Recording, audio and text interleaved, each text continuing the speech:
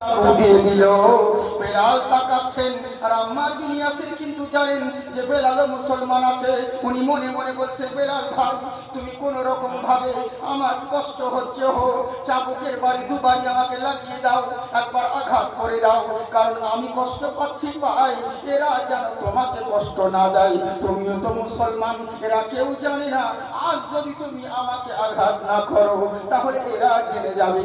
এই মনে মনে বলতে আছেন, কিন্তু বেলাল দেখুন উনি দোগলা মুসলমান নয়। উনি করলেনটা কি, চাবুকটাকে নিয়ে বেলাল যেমন আম্মার বিন ইয়াসিরের দিকে মারতে যাবে, মারার সঙ্গে সঙ্গে চাবুকটা ঘুরিয়ে নিয়ে উমাইয়া বিন খালফের দিকে চাবুক করে দিল। বললে শুনে রাখো এই গাদ্দারেরা, তোমরা কি ভেবে নিয়েছো আম্মার বিন ইয়াসির শুধু একাই মুসলমান হয়েছে? ওরে অনেক আগে আমিও নবীর হাতে কলমা পড়ে মুসলমান হয়ে গেছে। যেমনই বললেন এরা সবাই অবাক হয়ে গেল, বুঝলেন? বেলালকে জিজ্ঞাসা করা হলো, তুমি তো নাও বলে পারতে। বলে শোনো, আমি দোগলা মুসলমান নই, আজকে যা হবার হবে, কিন্তু জেনে রাখো বেঁচে থাকাকালীন নবীর কলমা ছাড়বো না। নবীর কলমা কোনোদিন ছাড়বো না।